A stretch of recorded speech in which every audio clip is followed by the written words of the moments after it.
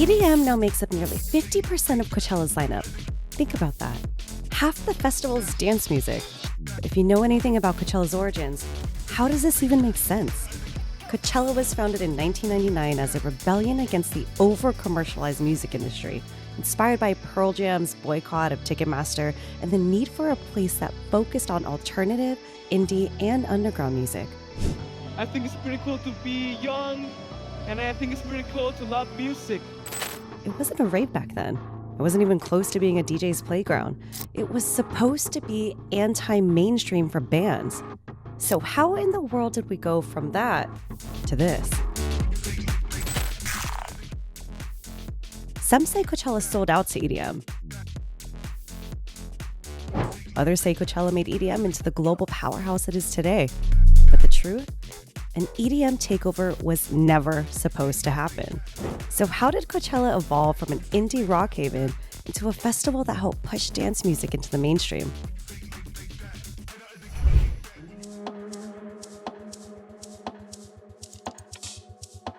We're gonna need to go back to one specific moment, the moment that changed it all for EDM. It's April 29, 2006. Coachella is still primarily an indie rock festival. Bands like Tool, Yeah Yeah Yeahs, and Franz Ferdinand are headlining. The crowd is packed with alt lovers, scene kids, hipsters, and rock fans. And then, Daft Punk steps onto the stage on the dance tent, or more accurately, onto a 25-foot-tall glowing pyramid. For the next 75 minutes, the Sahara tent is completely transformed. The energy is on a whole other level than seen before at this stage. And the crowd? Well, they're 40,000 people deep, which was actually a problem because the tent was only built to be capped at 10,000. That moment, that's when Coachella realized something. EDM wasn't just a niche side act anymore. It could actually be the main event. Overnight, Coachella's relationship with dance music completely shifted. More DJs started getting booked, more people showed up just for these dance sets than they originally anticipated.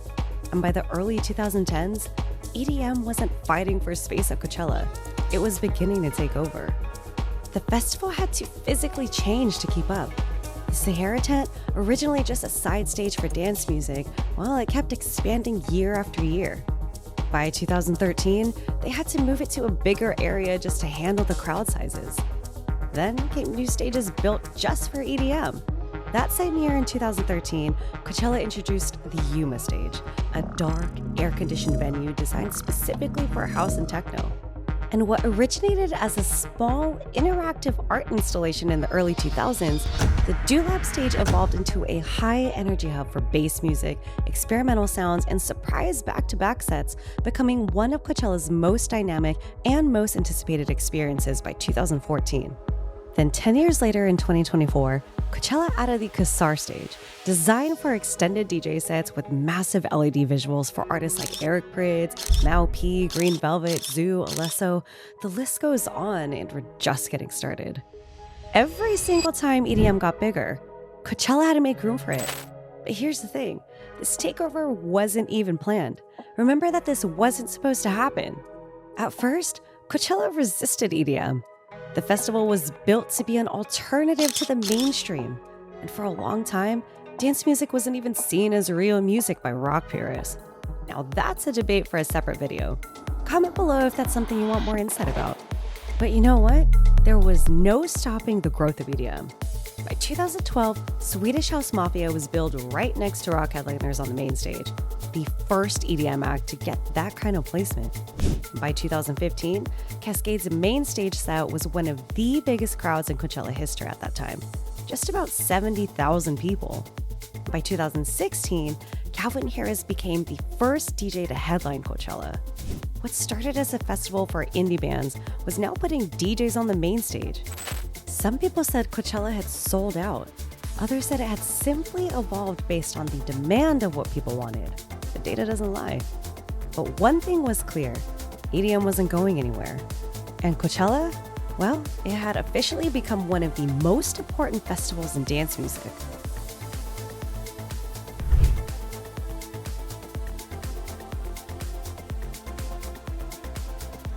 Now that EDM had taken over Coachella, what happened next? It didn't just change the festival, it it changed the artists themselves. Because here's the thing about Coachella, it doesn't just book artists, it launches them and their careers. This festival has a track record of turning mid-tier acts into global superstars, and when it comes to EDM, the impact is insane. Speaking of artists shaping the future, Hollowdeck is all about spotlighting the next wave of bass music. From headlining shows in Los Angeles and New York to up-and-coming producers dropping tracks that are already turning heads. Whether it's a high-energy set or a fresh new release, this crew is building something special. We've got tracks hitting all corners of bass music. Dubstep, melodic bass, rhythm, trap, you name it. And if you're looking to discover your next favorite artist, our Spotify playlist is the perfect place to start. Give it a listen, and trust me, you'll want to be able to say, I heard them first.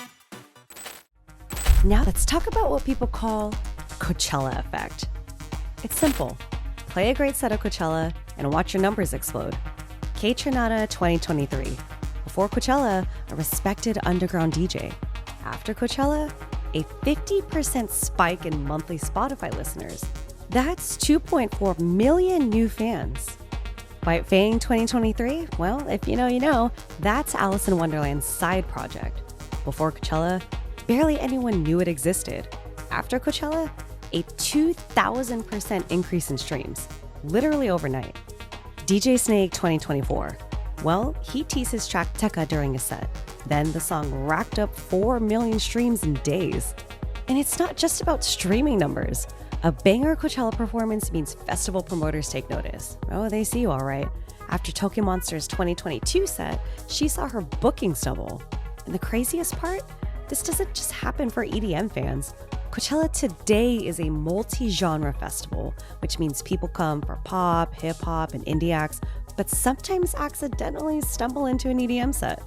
They get sucked in, they feel that rave energy, and suddenly they're hooked, and the next thing you know, they're going down a rave rabbit hole, making their way to other festivals, and maybe even down a literal tunnel into the underground scene in like a sweaty warehouse or something. Anyway, like we said, the numbers don't lie.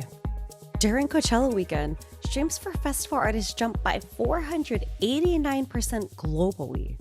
Spotify searches for Coachella's lineup spike by 300% as people look up the DJs they just heard. It's not just the people at the festival, it's the millions watching the YouTube live stream on top of that. In 2023, Coachella's live stream hit 82 million views in one weekend, and over 65% of those viewers weren't even in the US. That's why Coachella is so important for EDM artists. It doesn't just give them a crowd in the middle of the desert in Indio, California. It gives them a global audience. People who had never heard of an artist before suddenly become fans overnight. Coachella has converted millions into EDM fans without them even realizing it.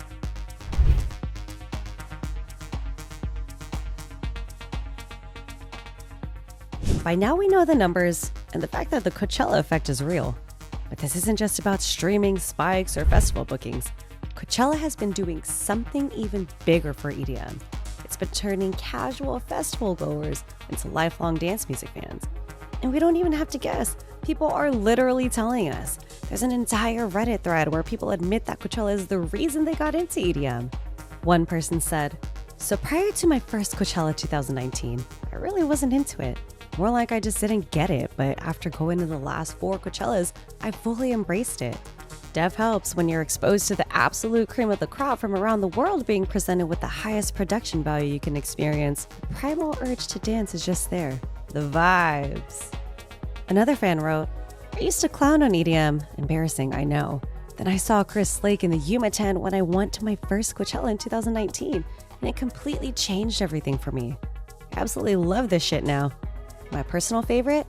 At Coachella in 22, I saw Disclosure live, and When a Fire Starts to Burn really sent me into a rabbit hole, and I started listening to more EDM, and I can never go back now. I love me some beep-bop robot noises." This is the real Coachella effect.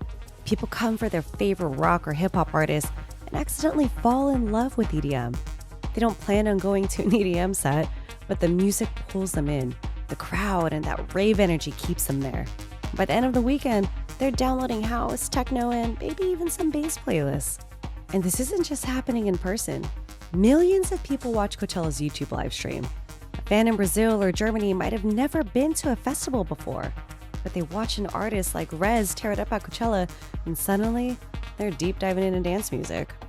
This festival isn't just booking EDM, it's creating new EDM fans, continuing to make it one of the fastest growing genres worldwide. And if Coachella keeps putting DJs on the biggest stages, just imagine how much bigger this effect will be.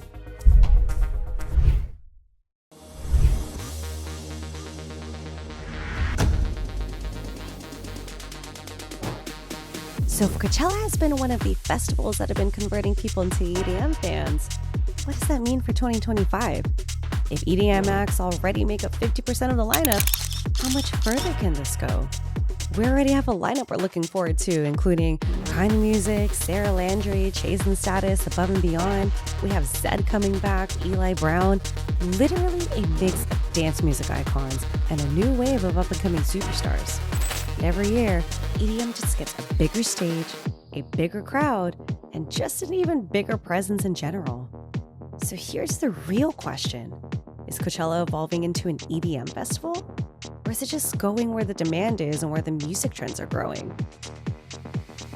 Some people love it. Some people miss the old days and want more live bands. But either way, one thing is clear to us. EDM has taken over Coachella, and it doesn't seem to be slowing down. So what do you think? Has Coachella introduced you to EDM?